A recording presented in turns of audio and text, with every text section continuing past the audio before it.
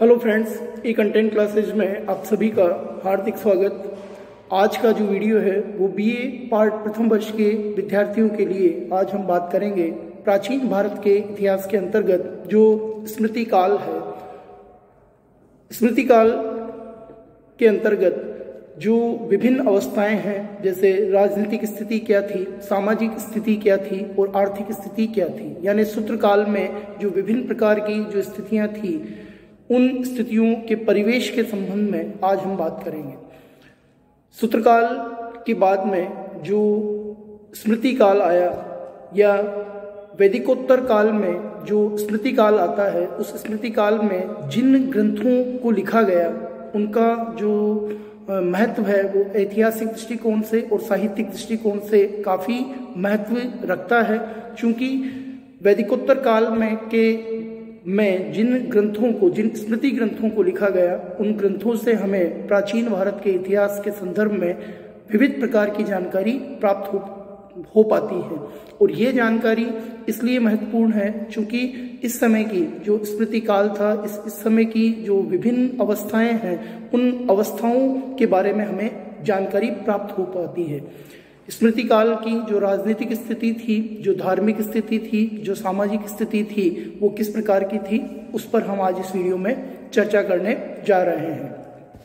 वैदिकोत्तर काल में जो हिंदू धर्म के या हिंदू धर्म से संबंधित कई प्रकार के महत्वपूर्ण ग्रंथों को लिखा गया और इनकी रचना इस काल में हुई, और इन ग्रंथों में जो स्मृतियां थी वो स्मृतियां अपना पृथक और महत्वपूर्ण स्थान रखती हैं।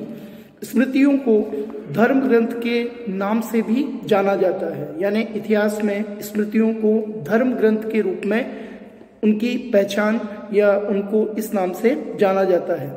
प्राचीन भारत की जो सभ्यता और संस्कृति है, उसके संबंध में अनेक प्रकार की जो महत्वपूर्ण जानकारियां हैं वो मात्र हमें स्मृति ग्रंथों से ही प्राप्त हो पाती है। स्मृति ग्रंथों की जो महत्वपूर्ण विशेषता है कि इन स्मृति ग्रंथों में जो है वो अधिकार, कर्तव्य, सामाजिक नियम एवं जो शासन की विधियां थी, उन विधियों को व्यवस्थित करने के लिए जो नियम और विभिन्न प्रकार के जो विषय हैं, उन विषयों पर इनमें विस्तृत रूप से विवेचन दिया गया है। स्मृतियों में मुख्य और महत्वपूर्ण जो ग्रंथ हैं उसमें मनु, विष्णु, नारद और याज्ञवल्क्य के रचित जो स्मृति ग्रंथ है, उन ग्रंथों की गणना की जाती है। विष्णु स्मृति को छोड़कर जितनी ये अन्य स्मृतियां हैं वो सब पद्यबद्ध है, और स्मृतियों में जो सबसे प्राचीन है, जो सबसे ज्यादा प्रमाणिक है, वो मनुस्मृति को माना जाता है। इस प्रकार ये जो स्मृतियों का काल रहा है या वैदिकोत्तर काल में जो स्मृति ग्रंथ लिखे गए हैं, जिनसे हमें भारतीय सभ्यता, भारतीय समाज, भारतीय संस्कृति, भारतीय विधि विधान, भारतीय लोगों के जो अधिकार थे, जो कर्तव्य थे, उनके विषय में हमें जानकारी प्राप्त होती है। स्मृति काल में जो राजनीतिक स्थिति थी, वो राजनीतिक स्थिति किस प्रकार से थी उस पर हम चर्चा कर रहे हैं। इस काल में भी सूत्रकाल की भांति जो थी वो राजनीतिक एकता का इस समय भी नितांत अभाव था, और राजनीतिक एकता के नितांत अभाव होने के कारण ही भारत में ये जो राजनीतिक एकता का बिखराव है वो इस काल में भी हमें देखने को मिलता है। ग्राम जो थी वो प्रशासन की सबसे छोटी इकाई हुआ करती थी। 10 ग्रामों का जो समूह का जो अधिकारी था उसको दशी कहा जाता था। 20 ग्राम का जो प्रबंध करता था उसको विशी, और जो 100 ग्रामों का प्रबंध करने वाला अधिकारी होता था उसको शतेश, तथा 1000 ग्रामों का जो व्यवस्था करता था उस ग्राम के अधिकारी को सहस्त्रेश कहा जाता था। राजा के जो सचिव हुआ करते थे उन सचिवों को सहाय्य कहा जाता था, और प्रधानमंत्री जो हुआ करता था उसे मुख्य मात्य के अंतर्गत 6 या 7 अमात्यों की जो मंत्री परिषद हुआ करती थी वो उसके अंदर हुआ करती थी। राजकीय जो अधिकारी थे उनको मुक्त कहा जाता था, तथा जो विभाग के अध्यक्ष हुआ करते थे उनको महामात्य कहा जाता था। स्मृति काल में जो प्रशासन था वो 10.5 जो पद्धति थी उसके अनुरूप उसको संगठित किया गया था। राज्य के लिए राष्ट्र शब्द का प्रयोग हुआ था स्मृति ग्रंथों में। राष्ट्र में राजा प्रजा पर शासन करता था तथा राजा का जो पद सामान्य परिस्थितियों में वंशानुगत हुआ करता था। राजा का सबसे बड़ा जो कर्तव्य था वो धर्म का संरक्षण करना, प्रजा का पालन करना और प्रजा के संदर्भ में जो उनके विभिन्न प्रकार के जो दायित्व थे उन दायित्वों का निर्वहन करना होता था। विष्णु स्मृति में यह उल्लेख मिलता है कि विजयी राजा के लिए यह निर्देश है कि वह विजित क्षेत्र में के धर्म को नष्ट नहीं करे, अर्थात कोई राजा अगर किसी क्षेत्र पर अधिकार कर लेता था तो वहाँ के धर्म को नष्ट करने का विधान उसके लिए नहीं था। इस समय जो स्वायत्त संस्थाएं थी, जो नगर जो गांवों की, जो नगरों की या कस्बों की जो देखभाल करती थी, वो संस्थाएं भी कार्यरत थी। नारद स्मृति में स्वायत्त जो संस्थाएं थी उन संस्थाओं के रूप में कुल, श्रेणी, गण, पूग, वात्र, पाषंडों का समूह और निगम व्यापारियों के समुदायों के समूह का उल्लेख भी हमें इसमें नारद स्मृति में मिलता है। इस प्रकार राजनीतिक स्थिति का स्वरूप स्मृति काल में इस प्रकार स्थित था। अगर हम सामाजिक स्थिति की बात करें तो स्मृति काल में सामाजिक स्थिति का स्वरूप कैसा था? स्मृति काल का जो समाज था वो वर्ण और आश्रम के जो नियम थे, जो प्राचीन नियम जो वैदिक आर्यों ने स्थापित किए थे, वो नियम अब भी समाज में प्रचलित थे। इस समय मुख्य रूप से दो ही वर्ग या दो ही वर्ण का अस्तित्व हमें देखने को मिलता है, जिसमें पहला वर्ण आर्य वर्ण था और दूसरा वर्ण अनार्य वर्ण था। आप सभी जानते हैं कि आर्य जो वर्ण था वो वैदिक आर्य वर्ण था और दूसरा जो वर्ण था अनार्य वर्ण, अर्थात शाम वर्ण से जो संबंध रखता था वो अनार्य वर्ण था। पूर्व की भांति आर्यों के जो 4 वर्ण थे वो भी समाज में इस समय विद्यमान थे और वरीयता के अनुसार जो ब्राह्मणों, क्षत्रिय एवं जो वैश्य वर्ण था उसको समाज में उनका वर्चस्व था और उनको सम्मानजनक स्थान प्राप्त था। शूद्रों की स्थिति स्मृति काल में सूत्र काल की भांति ही दयनीय रूप में स्थित थी और स्मृति ग्रंथों में हमें अनेक प्रकार के जो दास हैं उन दासों का भी उल्लेख हमें इस काल में देखने को मिलता है।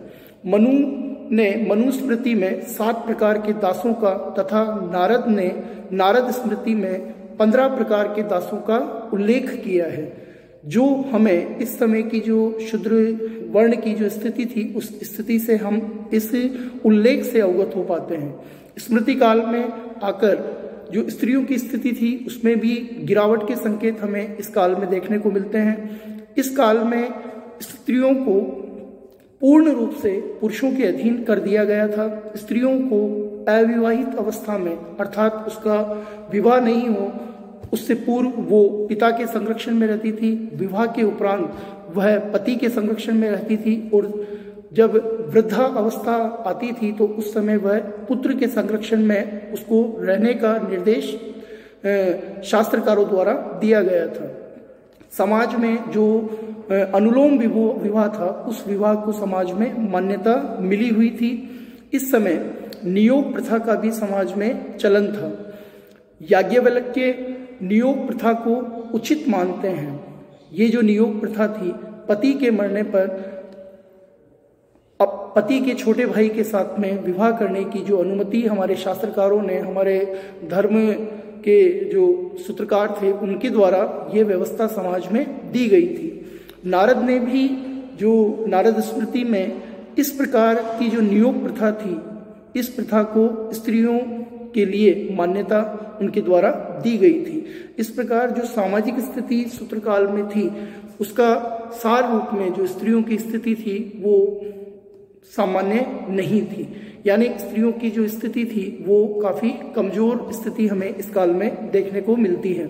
अगर स्मृति काल की जो आर्थिक स्थिति थी वो आर्थिक स्थिति में कृषि और पशुपालन के साथ साथ व्यापार और जो वाणिज्य था वो अर्थव्यवस्था के प्रमुख अंग इस समय बन गए थे।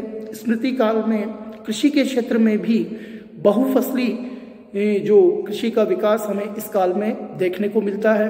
अब वसंत ऋतु और शरद ऋतु में अलग अलग प्रकार की जो फसलें थी उनका उत्पादन होने लगा था।